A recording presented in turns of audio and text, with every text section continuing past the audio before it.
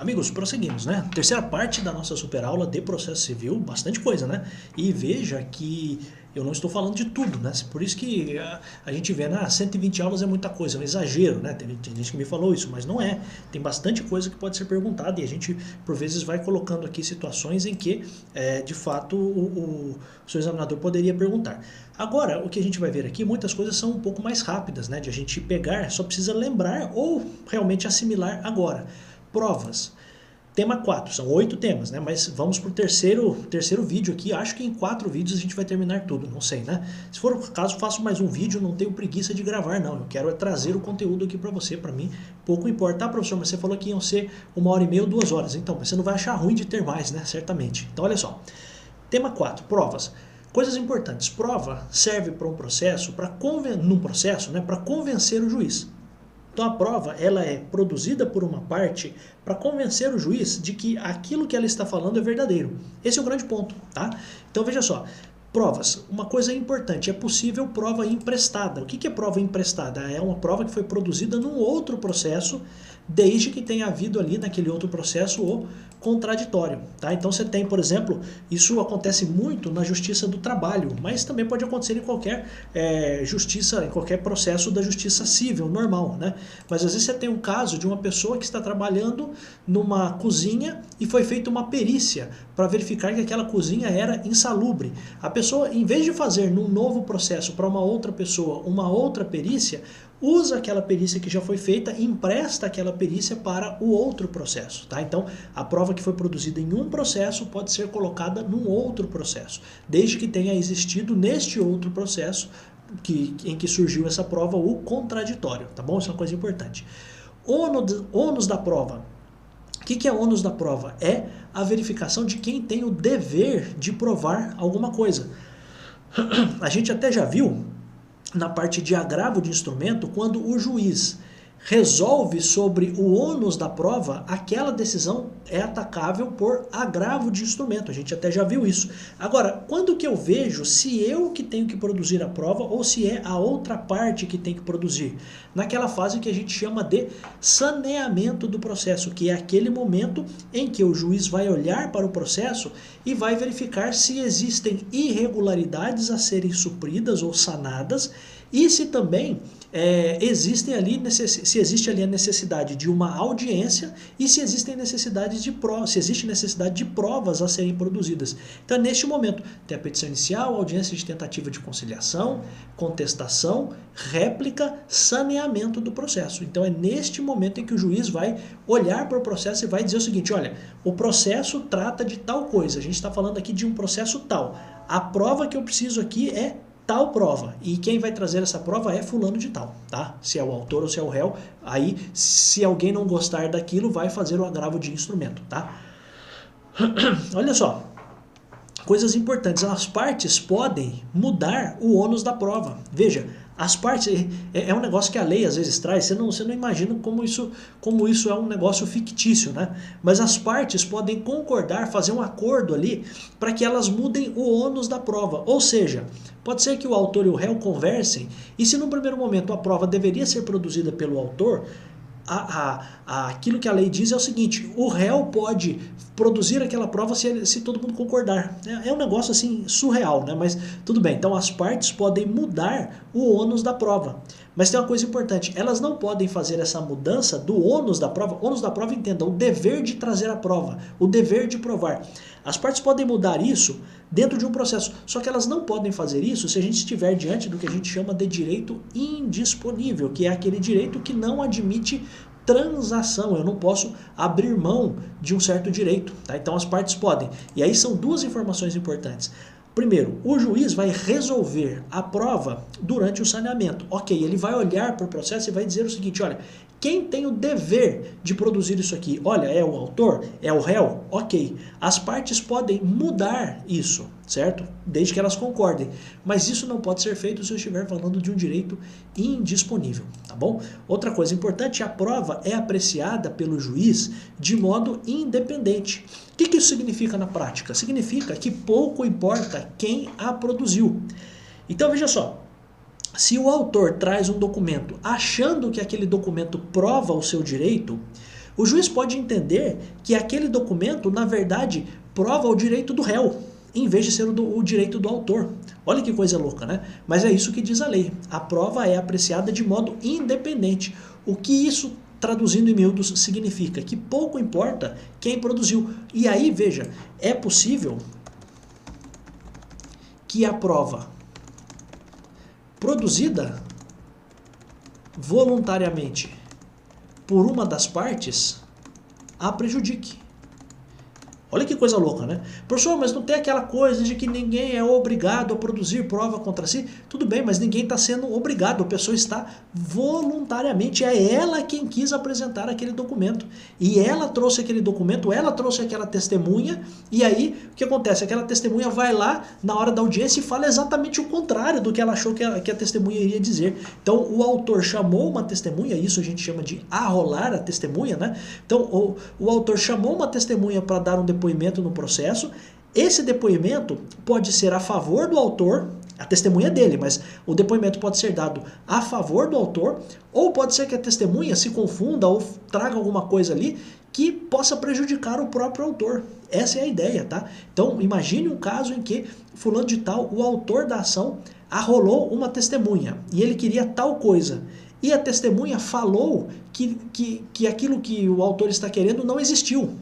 Veja, a pergunta é, o autor pode pedir para o juiz desconsiderar essa prova que foi produzida por essa testemunha, essa fala da testemunha? Não, porque se está no processo, a doutrina jurídica, né, os livros de direito dizem o seguinte, que a prova pertence ao juiz, né, o destinatário da prova é o juiz. Então, a grande questão aqui é a seguinte, se o cara trouxe uma testemunha e a testemunha falou contra o que ele está pedindo, problema dele, tá? Trouxesse uma testemunha melhor, tá? O juiz pode determinar no processo civil a produção de provas, é uma informação importante também. Outra coisa, cartas, registros domésticos e radiograma, a gente nem sabe o que é isso, né? Radiograma podem ser usados como prova, tá? Então, coisas importantes. Agora, chama a sua atenção para isso aqui. O réu revel, quem que é o revel? Você lembra que quando o autor ele faz a petição inicial, o réu ele é intimado para audiência de tentativa de conciliação e depois pode contestar. Aí se ele não contestou, o que acontece? É presumido verdadeiro o que está sendo dito, ou seja, basicamente se entende que eu estou presumindo que aquilo que o autor falou é verdadeiro, mas isso não é uma verdade absoluta. E tem uma outra coisa, o réu que é revel, que não contestou, ele não participa mais, ele não é mais intimado de nenhum ato do processo. Só que tem uma coisa, e aqui chama a sua atenção, este cara que não apresentou contestação, mesmo assim, ele pode produzir provas no processo. E isso parece um negócio estranho, né? Porque, primeiro, o cara pensa o seguinte, não, se o réu é revel, se o processo está à revelia, se ele está correndo à revelia do réu, ele não poderia produzir provas. E aqui está o erro que as pessoas cometem durante o concurso. Porque o réu revel, que é o réu que não contestou, ele pode produzir provas. Professor, mas como que ele vai saber? Ele de algum modo vai acompanhar o processo ali e vai fazer ao juiz requerimento para produzir provas. Olha que louco, então significa que mesmo que ele não tenha contestado, ele ainda de algum modo tem alguma chance, né, de tentar resolver aquilo, né, de tentar ter alguma decisão que o beneficie. Só preste atenção que a depender do caso, se o réu for revel, o juiz nem vai mandar produzir provas. Você lembra disso? Que é aquilo que a gente chama de julgamento antecipado da lide. Então, o julgamento antecipado da lide é aquela situação em que o juiz, olhando que o réu não contestou a ação, ele já pode julgar. Ou seja, não vai haver a produção de provas. Mas, e isso não se confunde com improcedência liminar do pedido, é outra coisa. Aqui eu estou falando de uma situação em que o juiz entendeu que aquilo não contrariava súmula do STJ, STF mandou fazer a intimação para audiência de tentativa de conciliação, abriu prazo para o réu contestar, mas o réu não contestou. Então o que o juiz pode fazer neste caso é o que a gente chama de julgamento antecipado da lide. Só que preste muita atenção numa coisa, é possível que mesmo que o réu não tenha contestado, que o juiz entenda que não dá para fazer o julgamento antecipado da lide. Por quê? Porque algumas coisas ainda precisam estar provadas no processo. E neste momento o réu, que foi revel, que não apresentou a contestação, ele pode de novo entrar no processo e falar, opa, tenho provas aqui para serem produzidas. E o juiz não vai negar, ele vai autorizar que o réu produza essas provas durante o processo. Tá bom? Então, isso aqui, cara, tem cheiro e tem jeito de concurso. Você poderia ter uma questão dizendo, fulano de tal foi revel, não apresentou contestação, o processo correu a sua revelia. E agora o juiz mandou o autor justificar as provas que ele quer produzir. Não julgou antecipadamente ali e mandou o autor indicar as provas que ele vai produzir. Mesmo assim, o réu pode entrar nesse processo e dizer o seguinte, ó, juizão, peraí, eu também tenho o direito de produzir essas provas. Ah, mas o cara não contestou, não tem problema. Ele tem o direito de produzir as provas, tá bom? Então esse é o ponto. Outra coisa importante, se o documento estiver em poder de terceiro, a gente já falou, o juiz vai mandar o terceiro apresentar esse documento. Então tem um documento, eu tô com um processo contra o fulano de tal e o documento está no hospital. O juiz manda o hospital apresentar aquele documento, tá? Audiência de instrução e julgamento. Lembrar algumas coisas, né? Da audiência de instrução e julgamento. Instrução é coleta de provas, perfeito. Julgamento é o momento em que o juiz vai julgar. Pois bem, durante a audiência de instrução e julgamento, pense numa coisa importante, lembre-se de uma coisa importante.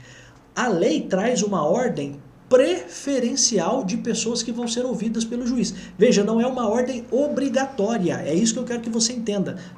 É uma ordem preferencial. Lembro que uma vez eu vi uma questão dizendo o seguinte, o juiz, durante um processo, ouviu primeiro o autor e ouviu o réu, e depois foi ouvir o perito e os assistentes. O juiz errou? Não. Porque se o juiz tiver alguma justificativa para aquilo, ele pode. Então pense uma coisa, a ordem para as pessoas serem ouvidas é uma ordem preferencial. Mas qual é a questão que poderia estar na sua prova? Se o juiz inverter isso e ele justificar que em vez de ele ouvir primeiro o perito, depois os assistentes, depois o autor, o réu em depoimento pessoal, depois testemunhas do autor e réu, se ele trouxer alguma inversão aqui, ele pode desde que ele justifique, tá? Esse é o ponto, tá? A audiência de instrução e julgamento, ela pode ser adiada por acordo, por convenção entre as partes. E também ela pode ser cindida. O que é cindida? Dividida. Se houver também por concordância das partes. Então veja, eu posso adiar uma audiência, marcando uma audiência para amanhã. Aí eu, o autor e a outra parte ré, a gente combina e diz o seguinte, ó, vai ser muito corrido para mim e para você essa audiência. Vamos pedir para adiar essa audiência? Se os dois concordarem, tudo bem. Também essa audiência pode ser cindida, pode ser dividida. Então, ó, vamos parar por aqui hoje e a gente continua isso num outro dia. Isso é fazer a cisão, a divisão da audiência, desde que as duas partes concordem, tá? Coisas importantes também, gravação da audiência. A gravação da audiência não precisa da autorização do juiz. Professor, mas vai usar a imagem do juiz? Professor, mas vai usar a imagem das partes? Claro, processo, a gente está falando aqui de uma situação em que todo mundo é responsável por aquilo que está sendo falado no processo, né? Então tem uma coisa importante.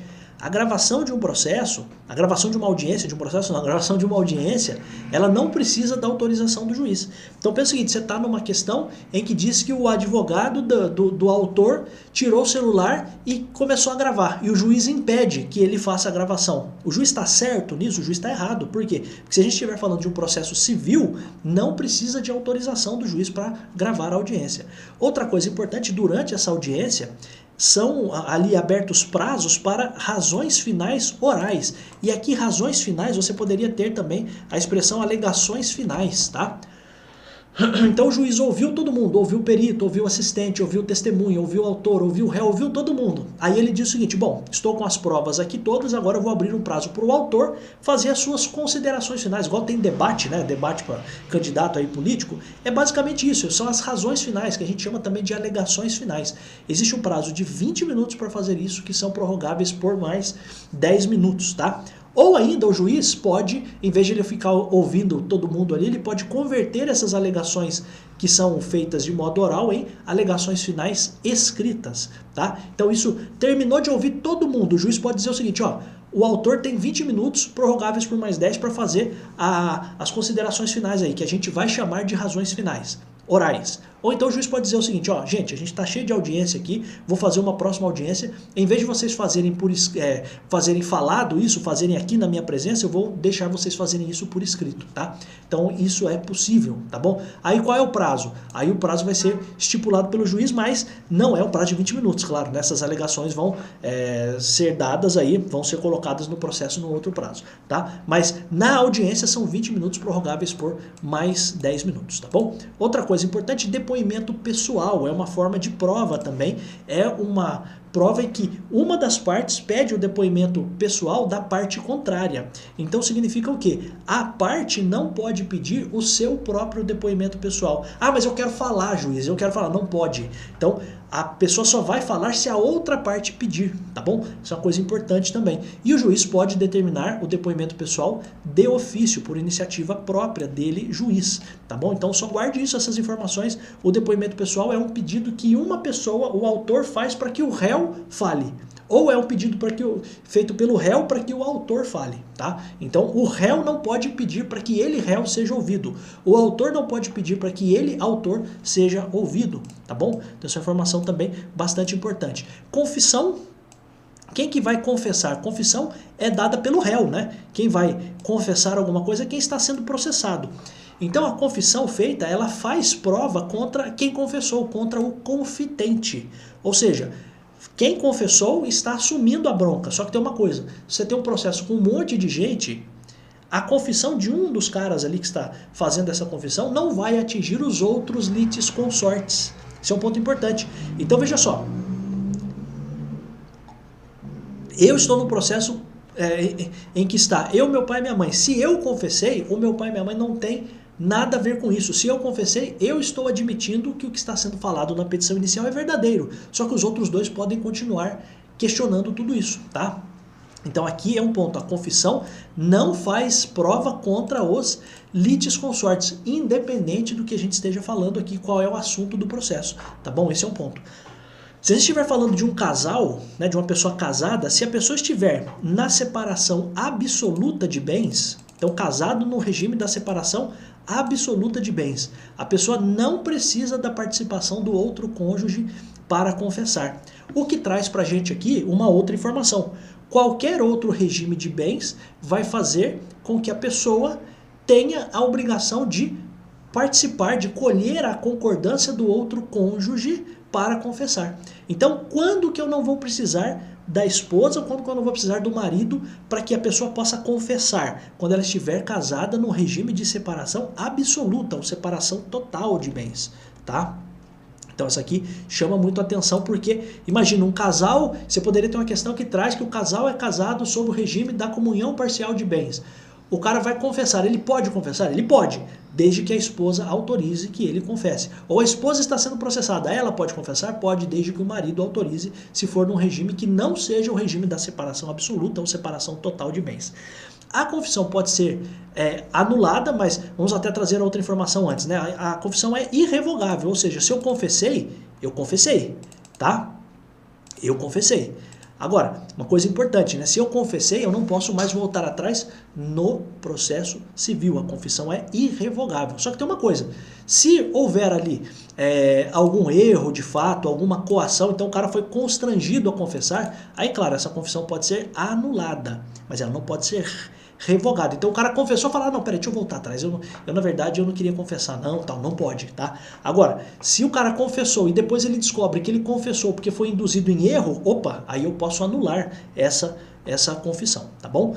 Também não pode ser aceita a confissão em um tópico e ser rejeitada em outro. Ou seja, se eu confessei, eu estou confessando tudo. Então o juiz, quando observar, analisar a minha confissão, ele vai entender que eu estou confessando sobre todos os assuntos ali, se tudo que eu falei, enfim, tudo que eu falei ali na minha confissão precisa ser levado em conta, tá? Não vale confissão sobre direitos indisponíveis. Então veja só, se o réu não contestou, ele é revel. Só que não existe revelia ou efeitos da revelia se eu estiver falando de direitos indisponíveis. Agora a gente tem uma outra informação também sobre direitos indisponíveis. não vale a confissão feita por alguém se o processo tratar de direitos indisponíveis, tá? Porque se ele não pode dispor, ele não pode confessar, tá? E outra coisa não pode ser feita por quem não é capaz de dispor. Então, é claro, né? Você só dispõe, só abre mão dos direitos que você tem. Então eu não posso confessar em nome do meu pai, da minha mãe, de qualquer pessoa. Então, se eu estou sendo ouvido como réu, eu posso confessar aquilo que tem relação com os poderes que eu tenho, tá? Então é uma coisa importante, que é a seguinte: eu só abro mão daquilo que eu tenho, eu não posso abrir mão de alguma coisa que não é minha, tá? Então essa é a ideia. Prosseguindo, amigos, uma outra prova que existe no processo, veja, a gente está falando aqui de provas, né? Então, vimos aqui documento em poder de terceiro, falamos da própria audiência em que essas provas são produzidas, falamos do depoimento pessoal, falamos da confissão, agora perícia.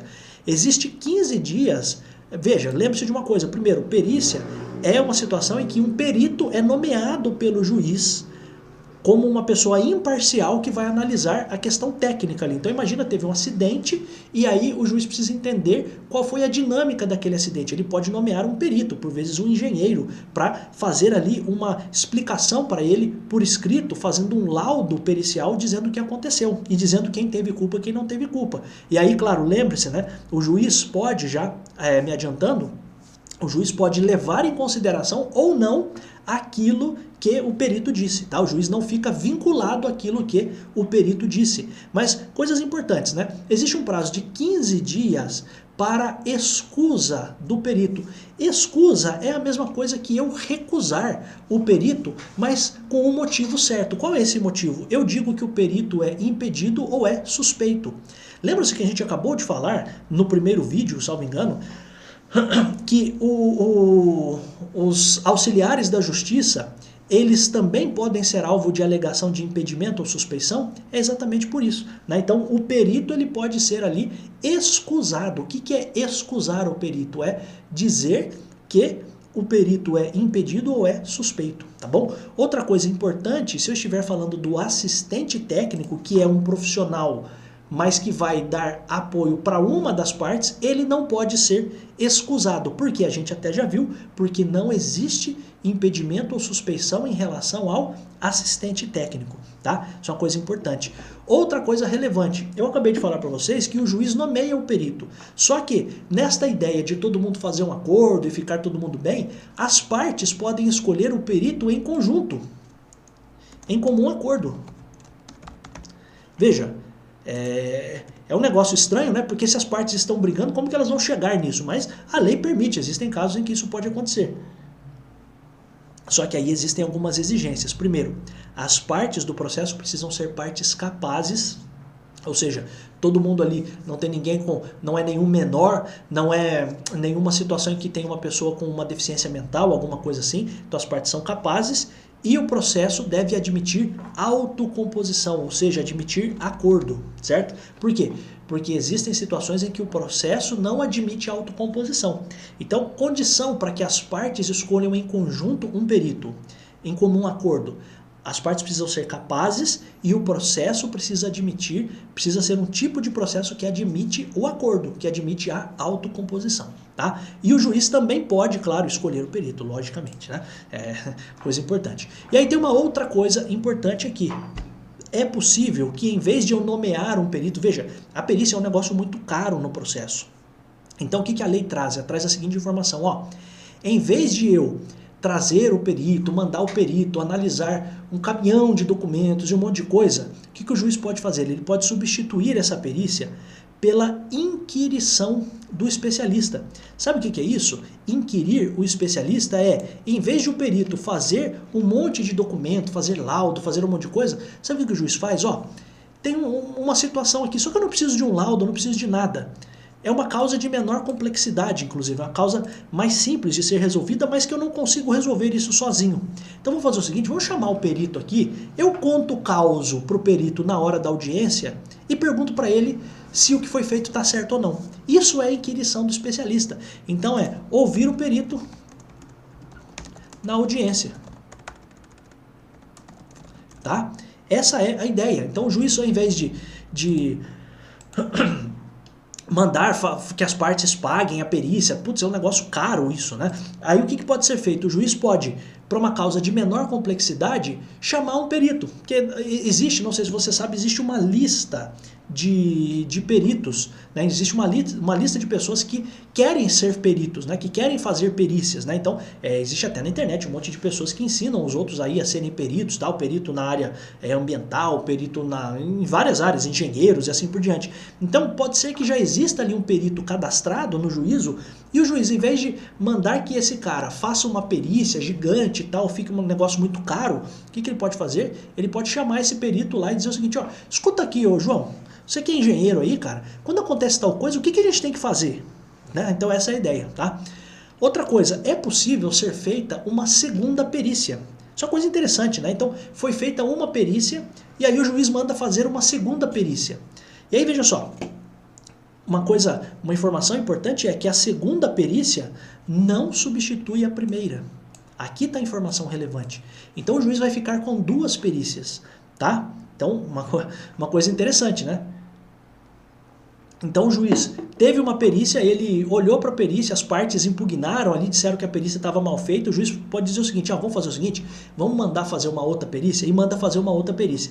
Aí ele fica com duas perícias na mão, só que a segunda perícia não substitui a primeira. Então as duas valem, essa é uma informação importante. Outra coisa importante sobre isso, se a gente estiver falando de uma perícia inconclusiva, ou seja, não concluiu nada, ou se for uma perícia deficiente, ou seja, uma perícia muito ruim, o juiz pode reduzir os honorários, pode reduzir a remuneração que vai ser paga ao perito, tá? Então essa é uma coisa importante também. Por quê? Porque veja, você está aqui, você é uma pessoa da minha confiança e eu estou nomeando você para ser uma pessoa imparcial. Mas você bem faz isso? Você faz uma perícia inconclusiva, você pesquisou e não resolveu nada, não concluiu nada, quem está com a culpa, quem não está, ou ainda a perícia está faltando um monte de coisa, uma perícia ruim. Então o que eu vou fazer? Eu vou reduzir os honorários do perito, vou reduzir a remuneração do perito, tá bom? Então isso é uma coisa que pode acontecer também. Uma outra coisa, né? O juiz pode dispensar a perícia. Quando? Quando o processo já contiver pareceres técnicos e documentos que esclareçam aquilo, documentos elucidativos, documentos que expliquem o caso. Tá? Então, essa é uma informação importante também. Isso, por vezes, pode acontecer, sabe quando? Quando você tem aqueles processos, uma pessoa está, por exemplo, processando uma empresa farmacêutica porque deu um problema no medicamento. E aí são juntados ali juntado ali no processo um monte de documento que já explica tudo aquilo. Então, ou pareceres técnicos, então isso já pode substituir a própria perícia, tá bom? Claro, a critério do juiz. Então, coisas importantes da perícia. Primeiro, não existe alegação de impedimento ou suspeição do assistente técnico, apenas do perito. Outra coisa importante, as partes podem escolher o perito em comum acordo. Outra coisa, pode ser feita uma segunda perícia. Pensa que foi feita uma perícia e aquilo não estava bom, ou surgiram várias dúvidas. O juiz pode mandar fazer uma segunda perícia. Só que aí veja só, quando a gente estiver diante de uma situação de uma perícia inconclusiva ou deficiente, o juiz pode punir o perito reduzindo os honorários dele.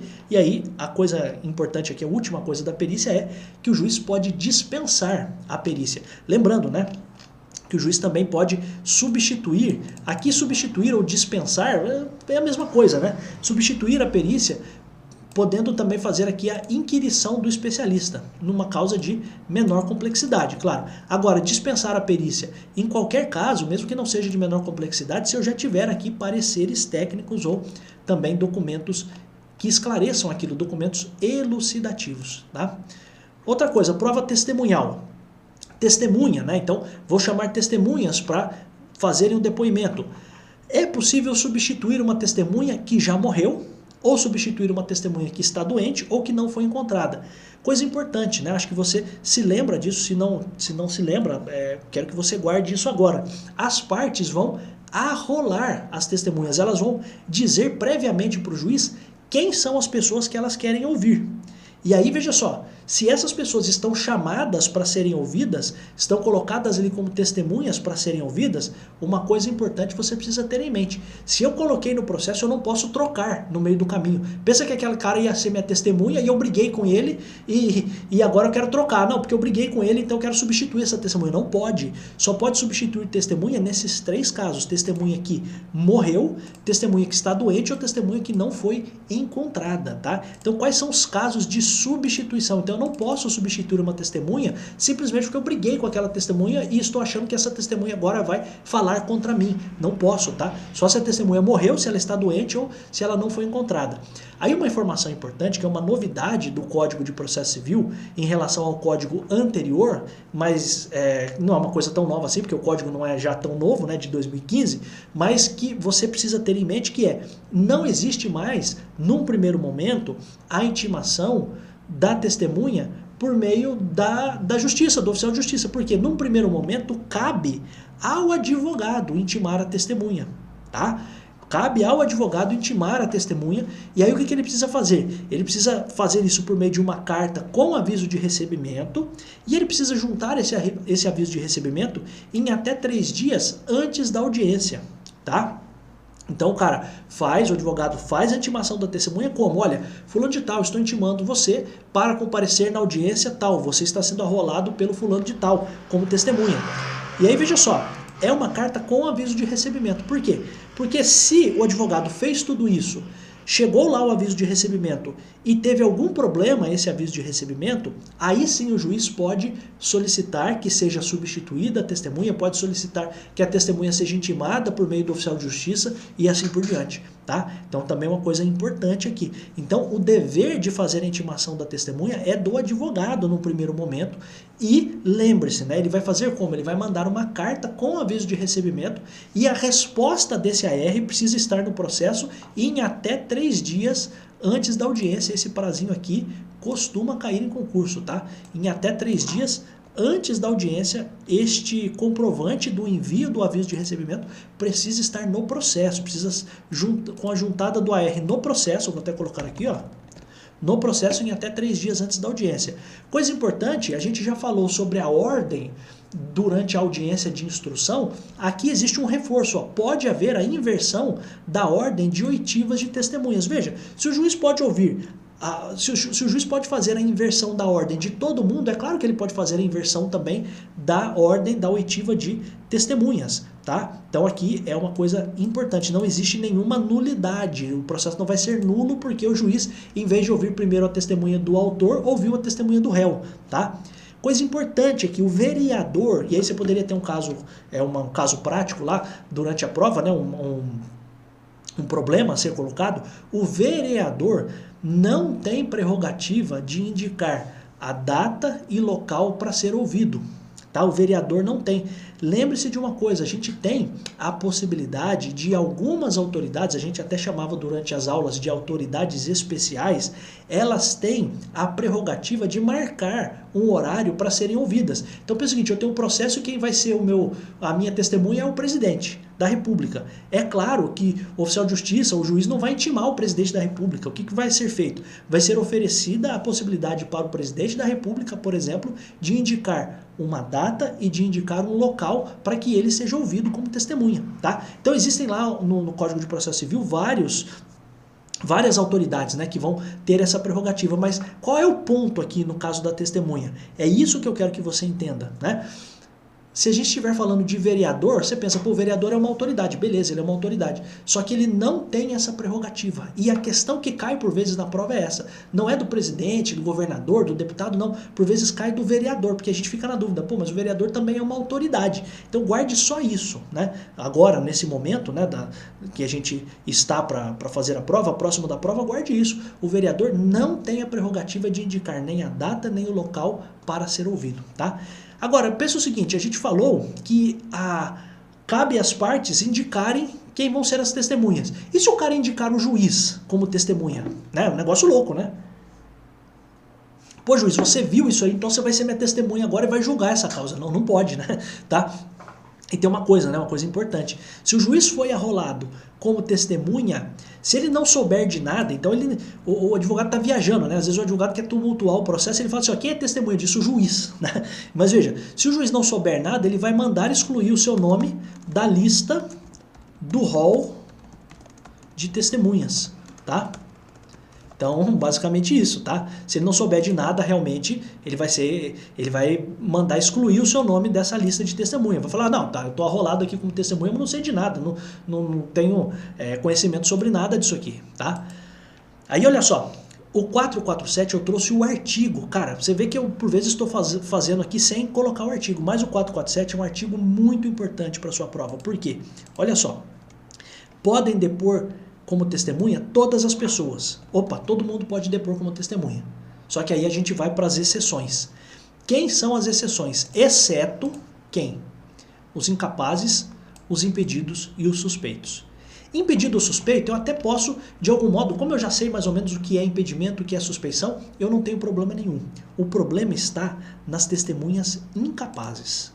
Aqui está o problema para você identificar. Porque quem são essas testemunhas incapazes? Quem? O interdito por enfermidade ou deficiência mental.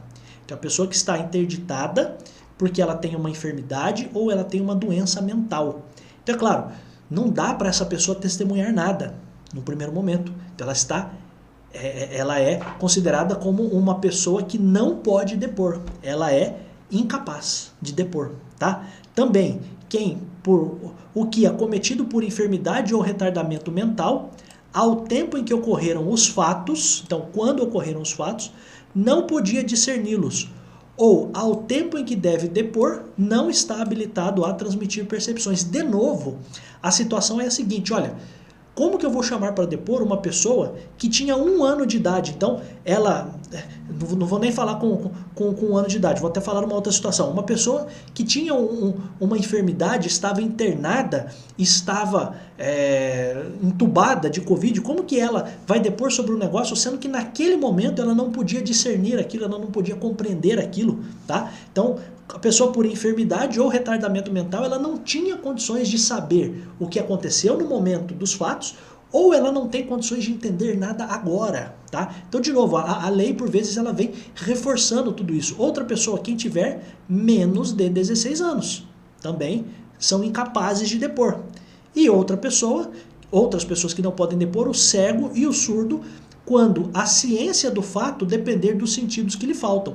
Então, veja, não dá para perguntar para o surdo se ele ouviu certa coisa, porque este é um sentido que lhe falta, né? Mesma coisa o cego, não dá para perguntar se ele viu alguma coisa, porque este é um sentido que falta à pessoa cega, né? Até hoje em dia a gente fala, né, deficiente visual, deficiente auditivo, né? Mas a lei trata ainda como cego e surdo, mas hoje em dia é melhor falar deficiente visual, deficiente auditivo.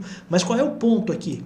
Quem são essas pessoas que estão incapazes? Elas são vistas como alguém que não tem condições de depor, são incapazes. Essas pessoas aqui. Quem tem algum problema de discernimento, já é o suficiente para você guardar, menor de 16 anos, e o cego e o surdo com relação aos sentidos que faltam para eles, né? Então, se eles não podem ver, eles não podem também dizer que viram. Se eles não podem ouvir, eles não podem dizer o que ouviram, tá bom? Então, essa é uma informação importante.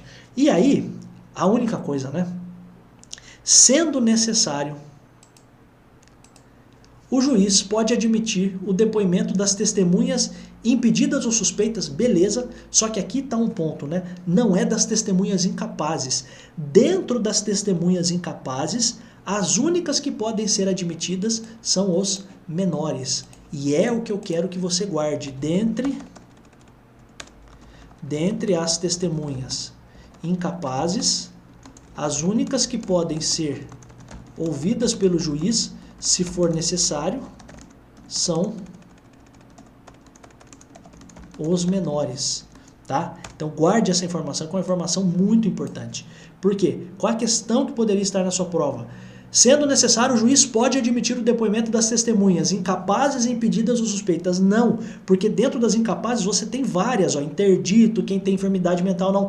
Dentre as incapazes, apenas os menores, tá? Então esse é um ponto bem importante, bem relevante para a sua prova, tá? Preste atenção nisso, porque isso aqui poderia trazer ser uma pegadinha para você na hora da prova e você precisa estar esperto para isso, tá bom? Continuando, meus amigos, olha só. Os depoimentos referidos no parágrafo 4º, ou seja, dos impedidos, dos suspeitos e dos menores, então, ó, impedidos, suspeitos e menores, serão prestados independentemente de compromisso. Então, olha só, impedidos, suspeito e menores vão prestar depoimento se for necessário e esse depoimento vai ser dado como independentemente de compromisso. Professor, qual a relevância de falar isso? A relevância de falar isso é a de que caso haja alguma mentira que está sendo contada ali, essas pessoas não responderão pelo crime do artigo 342 do Código Penal, que é o crime de falso testemunho. Esse é o ponto, tá? Então, quem é impedido, quem é suspeito, quem é menor, se precisar depor, quando fizerem o depoimento, caso sejam ouvidos e mintam, o que vai acontecer? O juiz não vai mandar cópia disso para que eles sejam processados por crime de falso testemunho, tá? E o juiz vai atribuir valor que possam merecer esses depoimentos. Então, é claro, né? Às vezes vai chamar a mãe do cara para depor, é claro que possivelmente a mãe vai puxar o saco do cara, né? Então o juiz vai atribuir o valor que de fato merecer aquele depoimento, tá bom? Então essa é a informação importante aqui. Tema 5, tutelas provisórias. E a gente sabe que as tutelas provisórias são divididas em tutela de urgência e tutela de evidência, né? Então a gente sabe disso, né? Então é uma informação importante. Tutelas provisórias é o gênero. Dentro disso a gente tem tutela de urgência e tem tutela de evidência. Coisa importante, a gente tem uma aula específica para isso, né? Temos até dentro do canal do YouTube, eu fiz lá uma compilação das aulas de tutelas provisórias, de urgência e de evidência. Então você pode assistir, essas aulas estão absolutamente completas. Então, quando é uma tutela de urgência de natureza antecipada, etc., né? Só que tem uma coisa importante. As tutelas provisórias, elas podem ser de modo antecedente, ou seja, antes de ter o processo,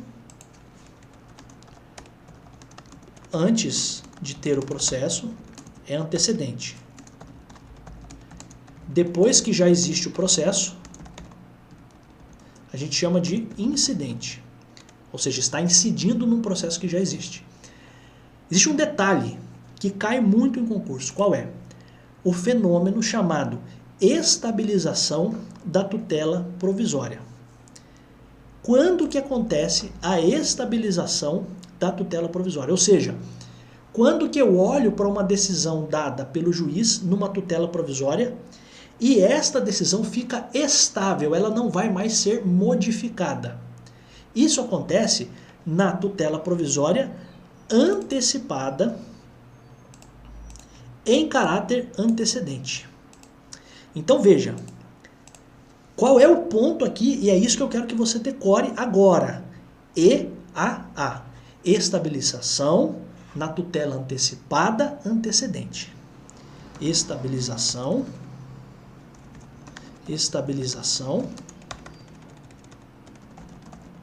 antecipada antecedente. Para que haja essa estabilização, precisa ser onde? Na tutela antecipada ou de natureza antecipada em caráter antecedente. Para fins de prova, EAA. Então não é EAI, é estabilização na tutela antecipada incidental. Não, está errado. Ou estabilização na tutela cautelar antecedente. Não, é tutela antecipada antecedente. Por favor, guarde isso, porque isso aqui só já poderia ser uma baita carta na manga para você eliminar várias questões na hora da sua prova. Então, a estabilização da tutela provisória, o que é isso? A pessoa fez um pedido, o juiz concedeu a tutela antecipada em caráter antecedente e a outra parte não recorreu. Então, aquela decisão dada pelo juiz fica estável nesta tutela provisória antecipada em caráter antecedente. Então, para fins de prova, começa lá a ter uma situação, apresentação de um problema e tem lá uma menção de que o juiz concedeu a tutela provisória antecipada em caráter antecedente e a outra parte não entrou com o recurso. O que vai acontecer? que vai acontecer é a estabilização dessa tutela provisória. Mas dá para mudar isso, professor? Dá para mudar. Só que aí tem uma coisa importante. Ó. Primeiro vamos ver o que diz o artigo 304. A tutela antecipada concedida nos termos do 303, que é em caráter antecedente, torna-se estável se da decisão que a conceder não for interposto o respectivo recurso. Professor, qual é o recurso? Lembre-se, decisões que tratam de tutela provisória, o recurso contra elas é o recurso de agravo de instrumento. Então, o juiz concedeu a tutela antecipada nos termos do 303, ou seja, em caráter antecedente. Se a outra parte não fizer o agravo de instrumento, esta decisão se torna estável. Tá? Essa informação é importante. E o que o juiz deve fazer neste caso? Neste caso, no caso de a outra parte não recorrer, o juiz deve extinguir o processo de imediato.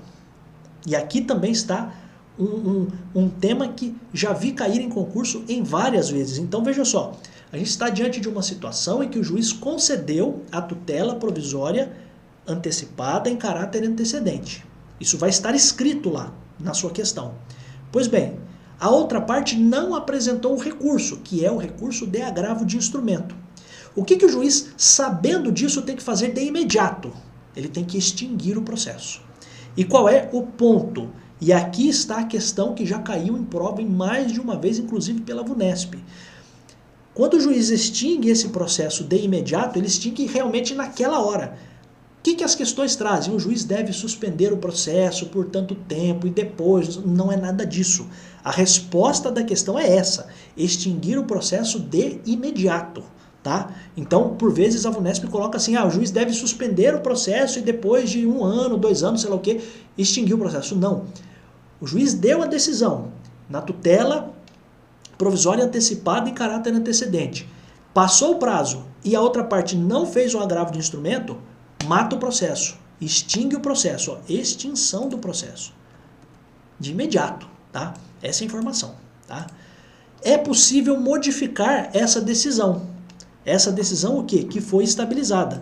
Essa decisão que foi estabilizada. E isso é feito por uma ação. Só que aí tem uma coisa importante.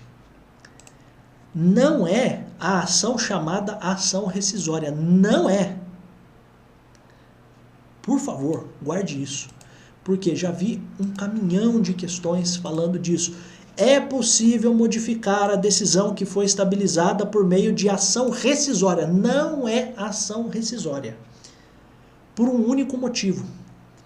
Esta decisão que o juiz deu numa tutela provisória, aqui está a informação de ouro, esta decisão não faz coisa julgada. Então olha a informação importante.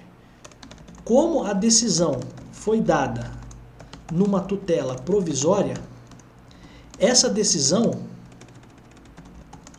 embora seja estável, ela não faz coisa julgada. Se não faz coisa julgada, não é possível ajuizar ação rescisória.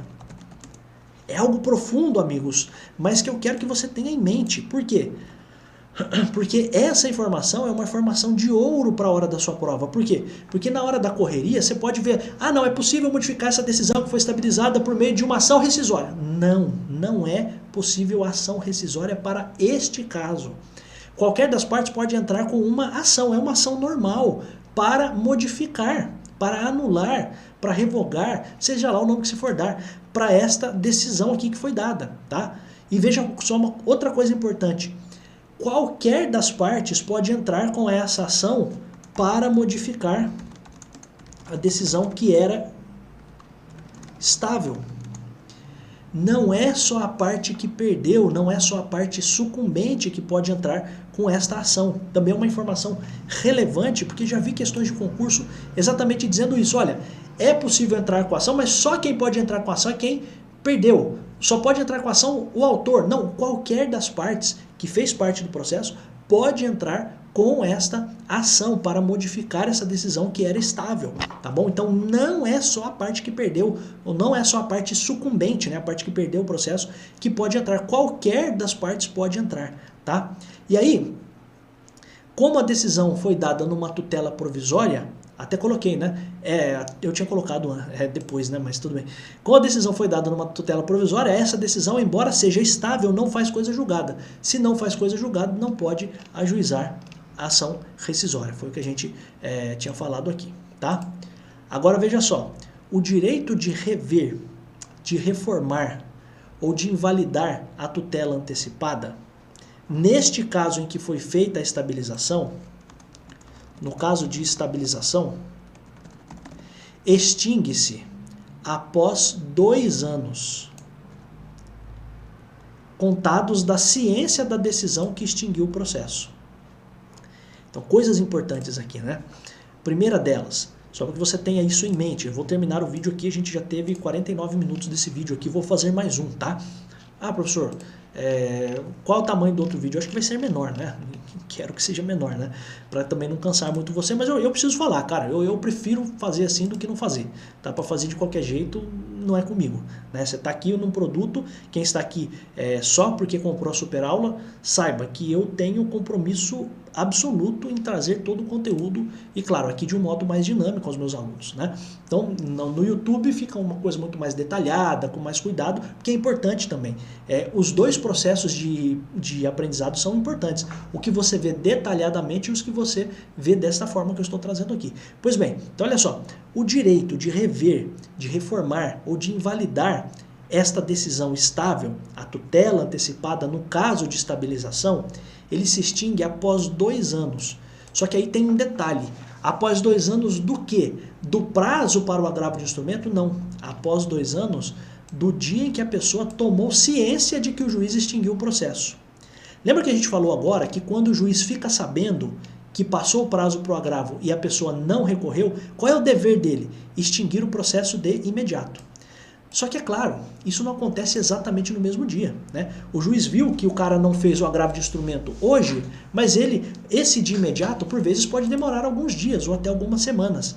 A partir de quando vai começar a correr o prazo de 2 anos para o interessado rever, reformar, invalidar essa tutela antecipada? Vai ser o prazo de 2 anos a partir do dia que a pessoa teve conhecimento da decisão que extinguiu o processo. Então não é do prazo que a pessoa teve conhecimento de que passou o prazo para o agravo de instrumento, sei lá. É do dia da ciência da decisão que extinguiu o processo. Tá bom, meus amigos? Então são coisas aqui todas importantes. Então foi concedida a medida. Passou o prazo para recurso, o juiz vai fazer a extinção do processo. E depois disso é que tem o prazo de 2 anos para ação, que não é ação rescisória. Por favor, se estiver a expressão rescisória relacionada a isso aqui, estabilização antecipada, antecedente, você retira, diz que é uma afirmação falsa, tá? Porque é estabilização da tutela antecipada em caráter antecedente que pode ser modificada por uma ação, que não é ação rescisória, tá bom? E aí, só para a gente finalizar, meus amigos, a gente sabe sobre a tutela de evidência. Então, a tutela provisória de urgência envolve um caso de urgência, claro, né? O próprio nome já trata disso, mas a gente tem também, ó, a tutela de evidência. E na tutela de evidência, eu quero que você se recorde de que a tutela de evidência não precisa, ó, independentemente da demonstração de perigo, de dano ou risco ao resultado útil do processo. Ou seja, nas tutelas de urgência, eu preciso de perigo de dano ou de risco ao resultado do processo. Já na tutela de evidência, eu não tenho isso, tá? Então essa é uma informação também bastante importante para a hora da sua prova, tá? Porque às vezes na hora da prova a gente se esquece disso, né? Então olha só para a gente finalizar aqui. Então quando que eu posso ter a tutela de evidência? Primeiro, abuso do direito de defesa ou manifesto propósito protelatório. Então, abuso do direito de defesa ou propósito protelatório, para enrolar, né? Outra situação, quando as alegações de fato puderem ser comprovadas apenas documentalmente e houver tese firmada em julgamento de casos repetitivos ou súmula vinculante. Olha que coisa interessante, né?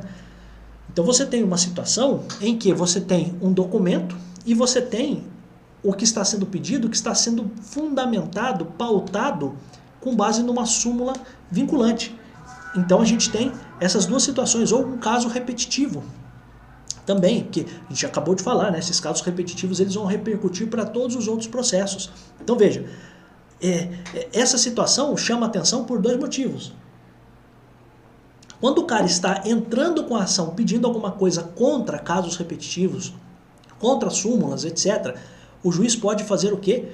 A improcedência liminar do pedido. Agora, se o cara está entrando e está entrando exatamente de acordo com aquilo, ele tem documentos e ele prova que aquilo tem relação com casos repetitivos ou súmula vinculante, o juiz já pode conceder o quê? A tutela de evidência. Então veja que isso aqui acaba tendo dois lados. Se o cara está indo contra, ele já perde. Se o cara está indo a favor, ele já ganha.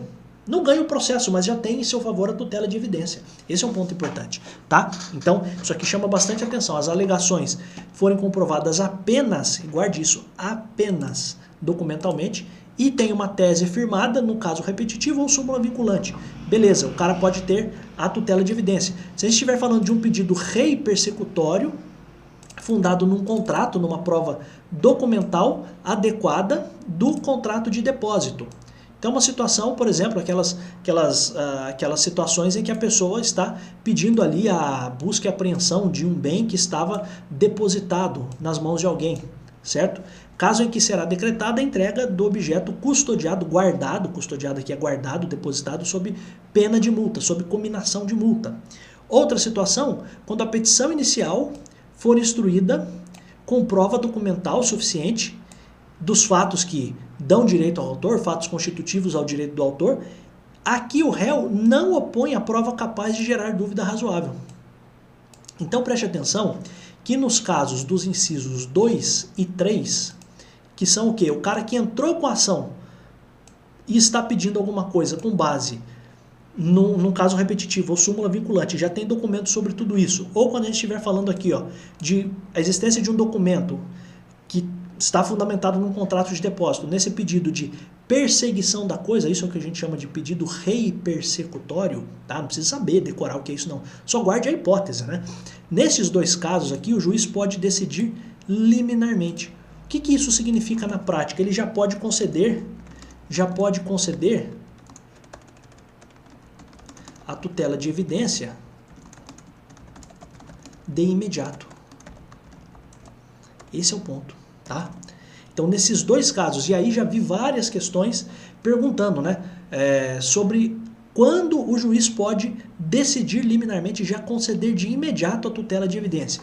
Primeiro, não precisa ter risco, não precisa ter perigo de dano, não precisa ter nada. E quais são os casos? Nesses dois aqui. Se eu estou pedindo alguma coisa e eu já tenho toda a documentação para isso, e eu estou tratando de casos repetitivos ou de súmula vinculante, ou ainda quando eu estiver falando de um pedido rei persecutório.